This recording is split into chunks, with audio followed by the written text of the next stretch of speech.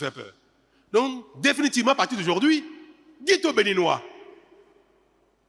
que le code électoral n'empêchera pas qu'il y ait des députés en 2026. Maintenant, ceux qui veulent absolument être au Parlement, ils doivent réfléchir sur la stratégie, les accords, les alliances.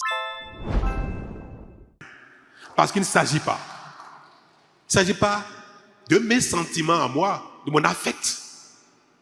Il s'agit de mon bien-être de demain, le bien-être de vous, les uns des autres, de mes enfants, de mes petits-enfants, de mes voisins, de mes concitoyens. Il s'agit de leur bien-être. Et leur bien-être passe avant mon affection. Oui, moi, je n'ai pas de dauphin. Malheureusement. Mais, je veux regarder parmi les gens, ceux qui sont ici, ceux qui ne sont pas ici, ceux qui sont vous et consorts. Moi, mon seul paramètre, c'est qui d'entre vous sera capable de faire mieux que ce que nous faisons actuellement. Parce que j'ai dit une chose, le meilleur est à venir.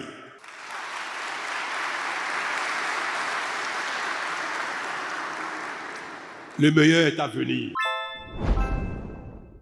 Et c'est ça le Bénin. Il faut que notre pays incarne, promeuve ce genre de situation dans laquelle on va se mettre ensemble pour construire notre pays. Merci. Je vois qu'enfin, Talon et Yaïboni se sont réconciliés, au moins politiquement, puisqu'on se parle. Ne croyez pas qu'on est ennemis. On s'appelle souvent. Je monte mon téléphone, vous allez voir qu'on s'écrit régulièrement. Si tu veux être député, Guy Mitokwe, il faut parler aux gens à ton président. Donc on va dire à partir de maintenant, pour les élections 2026, UP, BR, démocrate, tout ça, c'est la même chose, plus le Talon n'est plus concerné. Donc on va dire à partir de maintenant, pour les élections 2026, UP, BR, démocrate, tout ça, c'est la même chose, plus le Talon n'est plus concerné. Il y a plus le mot opposition ne marche pas en 2026. Après les élections, oui. Mais au scrutin, Talon n'est plus candidat. Et j'ai dit tout à l'heure, moi, le candidat que je vais promouvoir, pour qui je vais faire campagne, il peut être démocrate. Sachez-le. L'armée malienne a annoncé la saisie de 20 voitures gonflables, destinées selon elle à être utilisées par des groupes rebelles. Ces véhicules gonflables, dont certains ressemblent à des Land Cruisers, viseraient à épuiser les cartouches des drones maliens, les incitant à tirer des missiles coûteux.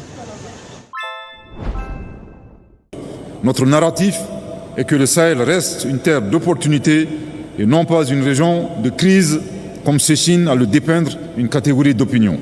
Dans cette perspective, la Confédération AES est disposée à coopérer avec l'ensemble des partenaires dans un cadre équilibré et gagnant-gagnant, sous réserve du respect des principes simples et évidents comme le respect de la souveraineté de nos États, le respect de nos choix stratégiques et la prise en compte des intérêts vitaux de nos populations. La Confédération AES a pris des initiatives hardies et souveraines axées sur le développement endogène, notamment en matière de projets structurants et de mobilisation des ressources internes, d'industrialisation, de transformation sur place de leurs produits locaux pour créer de la valeur ajoutée à nos économies. Selon les confidences d'un responsable du FLA, le Front de libération de l'Azawad utilise ce type de voiture gonflable depuis novembre dernier dans la région de Kidal. Ils affirment avoir été pris pour cible à 3 reprises par des drones de l'armée malienne depuis l'année dernière. L'AES dénonce de nouveau les soutiens multiformes apportés à ces groupes terroristes par des sponsors étatiques étrangers. Monsieur le Président, la Confédération AES a foi en un multilatéralisme à visage humain, celui qui fait de la coopération et de la solidarité entre les peuples un moteur de développement véritable. À cet égard, nous devrions redoubler d'efforts pour une mise en œuvre effective des domaines d'action prioritaires du programme d'action des pays en développement sans littoral. Une attention particulière mérite d'être accordée au PDSL dans tous les processus intergouvernementaux, notamment sur le relatif à la préparation de la Convention cadre des Nations Unies sur la coopération en matière fiscale, en ce qui concerne la réduction des coûts du transport, des frais de transit et la facilitation des échanges commerciaux. Ils ont été victimes ces dernières années, sous des prétextes politiques fallacieux, de la violation de leur droit à l'accès à la mer et depuis la mer, ce droit pourtant consacré par plusieurs textes, comme la Convention des Nations Unies sur le droit de la mer de 1982, dite Convention de Montego Bay, ainsi que la Convention de 1965 relative au commerce de transit des États sans littoral.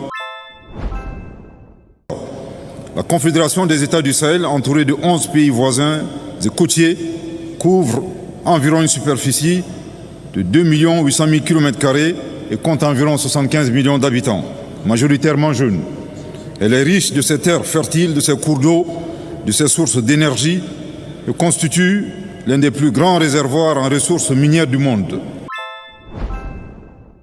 Sur le plan sécuritaire, nos vaillantes forces armées de sécurité combattent avec succès les organisations criminelles et obscurantistes. En témoigne la neutralisation de nombreux éléments, y compris des chefs des groupes armés terroristes, ainsi que la reddition de plusieurs combattants.